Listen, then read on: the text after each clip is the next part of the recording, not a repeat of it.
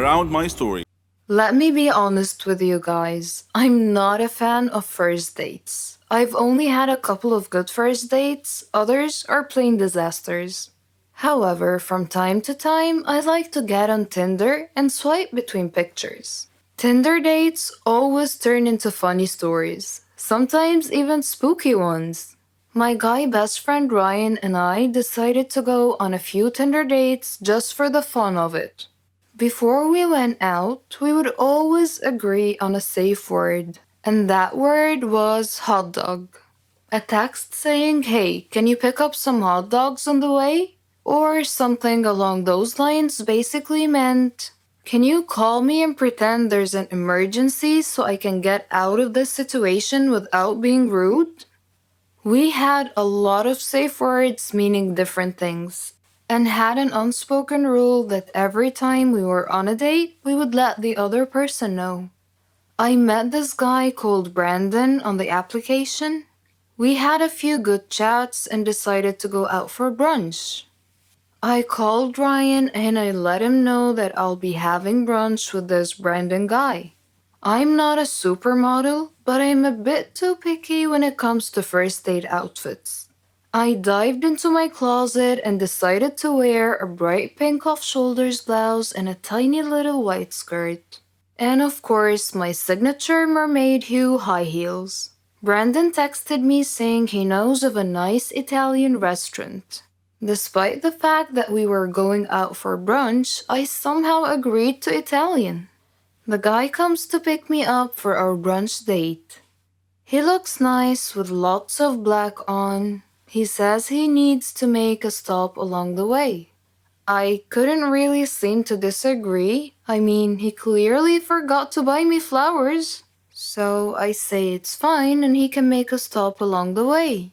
He pulls up to a gravesite and I see people and I'm like, okay, maybe he's picking something up from someone, or maybe he works here and needs to do something. What was really going through my mind though is what the heck is he doing and why is he bringing me to a gravesite on a first date? I just waited in the car, especially since there's mourning people nearby and I'm wearing a bright pink outfit. He gets out of the car and opens up the passenger side door. I tell him something along the lines of, "I don't want to draw attention to myself and I'll just wait here." And he says something along the lines of, "Don't worry, you look great. They will love you." Despite my pink outfit and my high heels, Brandon was very well built. He was very tall and had broad shoulders. One could easily tell that he is into martial arts. So I wasn't very worried about my safety. However, I was really worried about his mental health. I'm not even kidding. I was so very curious about what on earth were we doing there at 10 a.m. on a first date. And who is they, as in, they love you. Okay, so the next part is a bit hard to define whether it was creepy, surreal, or a prank show. It was his mother's funeral. I stood next to a group of weeping people watching as my date's mother was lowered into the ground. Needless to say, it was really, really awkward, especially since he kept trying to hold my hand and nuzzle me for comfort. It's a first date, for God's sake. I waited for the service to be over, as I didn't want to be rude to the grieving people or to the dead woman. And then I texted Ryan, "Hot dog." So Ryan called me and pretended to be my landlord and told me that my apartment was flooded. I quickly apologized to Brandon and called an Uber. While I was waiting for my Uber to arrive, Brandon kept on holding my hand and literally begging me to stay a little bit longer. He also said we could still go out for brunch, but I politely said we could reschedule for another time. I think his cousins or something were standing too close. He told them that we've been dating for a few weeks and they should talk me into staying. I was so glad that my Uber finally arrived. I hopped inside the car like a freaking ninja. I called Ryan and asked him to come over. We stayed together, and honestly, I've never laughed as much as Ryan made me laugh that night. And guess what? Ryan and I realized we were actually in love a few weeks later. We gave up online dating and we've been together ever since.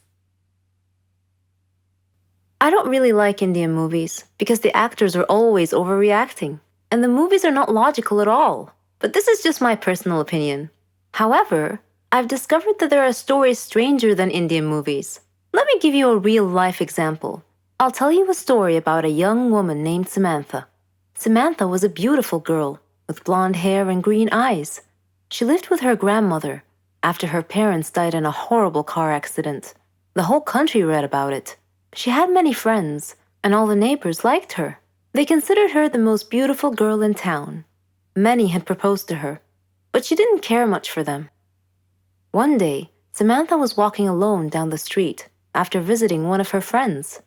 Suddenly, she had an eerie feeling that someone was following her. She began running and crying for help. Her follower began running and stopped her.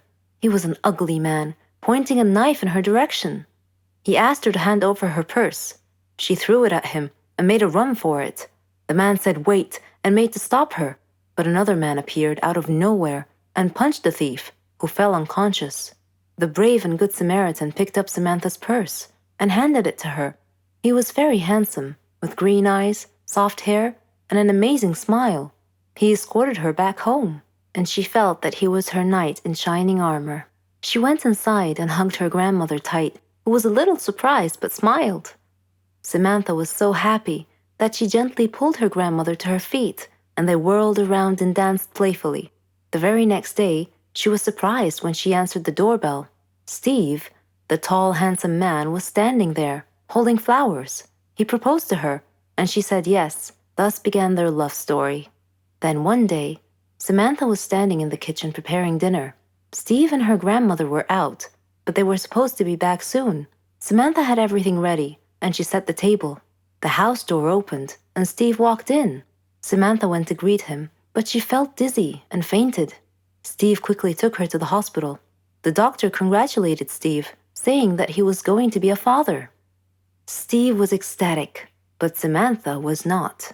Instead, she was shocked and nervous. She said that she was too young to have kids, that she wasn't ready to be a mother. Steve was taken aback and said, "But why? Don't you want him?" Things were different from that point on. Samantha tried to get an abortion several times, but Steve was always stopping her. She couldn't accept it. She blamed Steve, but Steve couldn't understand her. In her 7th month of pregnancy, Samantha was with her grandmother at the supermarket when she saw a small boy run onto the road. Fearing he might get run over by a car, Samantha quickly pulled the boy off the road to safety. The boy's mother saw what happened and thanked Samantha, feeling so grateful and relieved.